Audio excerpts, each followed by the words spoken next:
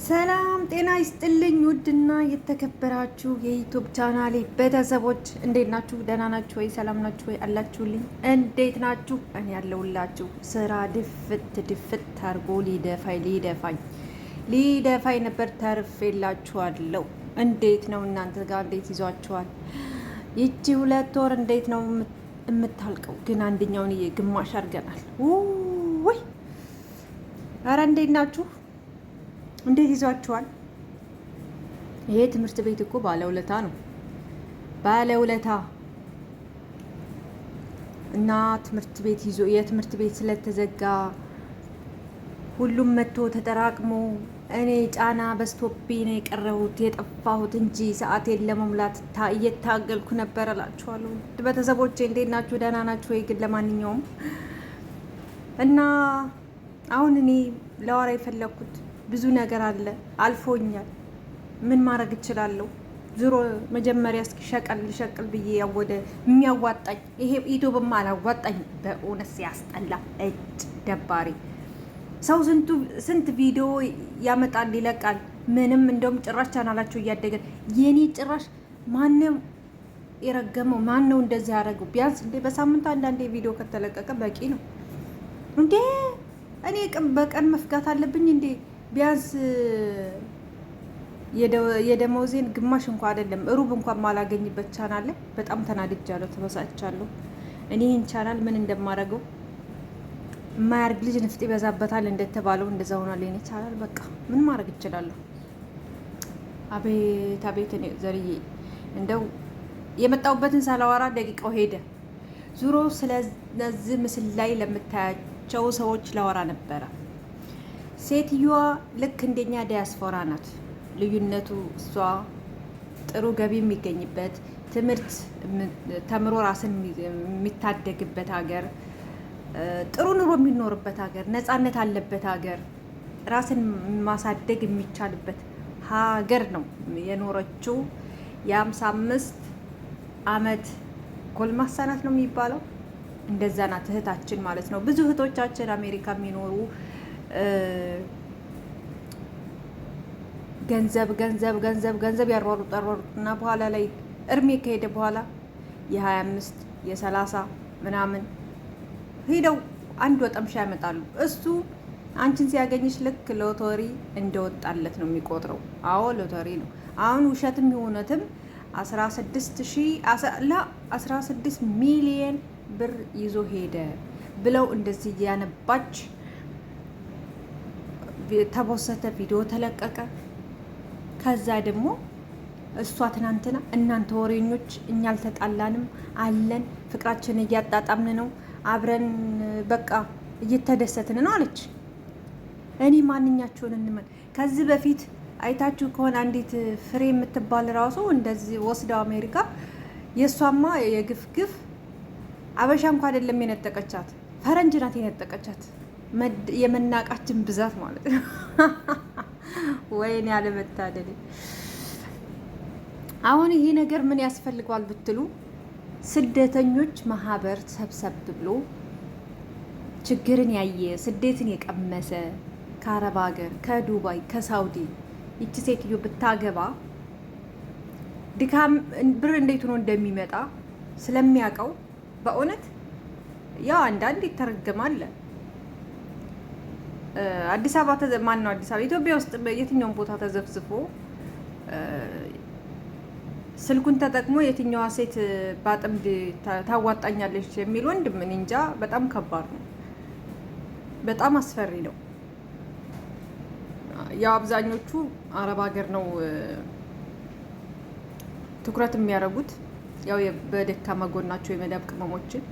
እኔ ያው ድሮ ከልጅነቴ የያዝኩት ስላለ ነው እንደዛ ምለው፣ ማንንም ስለማልሰማ እንደው በዚህ እንኳ ፈጣሪ ሰምቶኛል። ውይ ጌታ ሆይ ከእንደዛ አይነት መከራ አሁን እኮ ቢመጣ ራሱ እኔም ብሎ ነው ብሬም ብሎ ነው ምን ብሎ ነው ሀሳቡ ራሱ በእውነት ፍራቻ።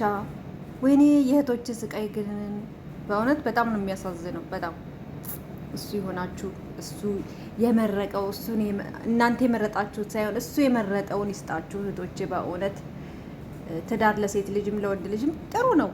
እንደ ትዳር ደስ የሚል ነገር የለም። ብዙ በረከት አለው። መጽናኛ ታገኙበታላችሁ። እኔ ድክም ሰውነት ይዛል ምርር ሲለኝ ልጄ በእውነት ትናንት ሪከርዱን ስሰማ እማ እወድሻለሁ የሚለው እንትን ስል የሆነ በቃ ንቅት ትላለሁ። ሴቷም ልጄ እንደዛ ስትለኝ የሆነ እንትን ብርታት ነገር ይሰማኛል። እና ያው ልጅ ጥሩ ነው። አታግቡ ሳይሆን አግቡ፣ ግን ለምን እንደመጣ ትንሽ ማየት ጥሩ ነው እላችኋለሁኝ።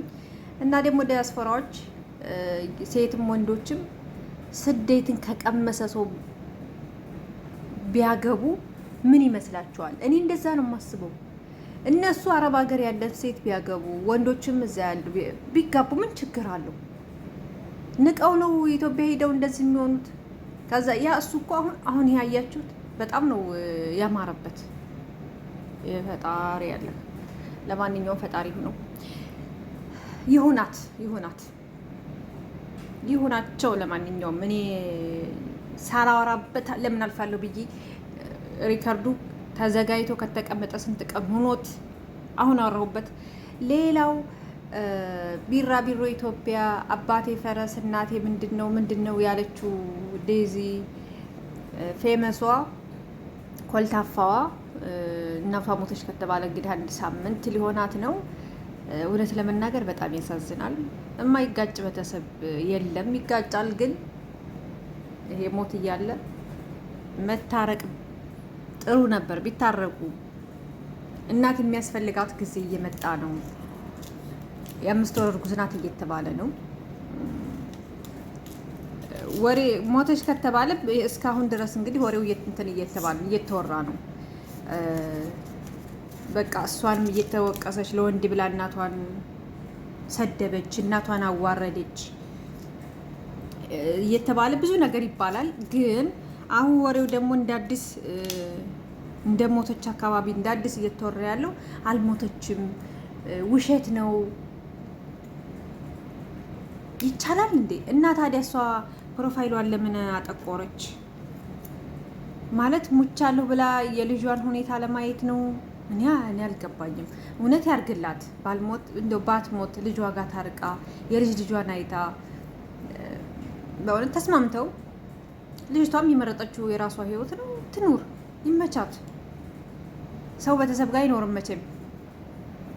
እንደው እውነት በሆነ እኔ አሁን ላወራበት የፈለግኩት በእውነት አልሞተችም የሚባል ነገር ሳይ በጣም ደስ አለኝ። ውሸት ነው። ውሸት ባረገው በኖረችላት። እናት ያስፈልጋታል።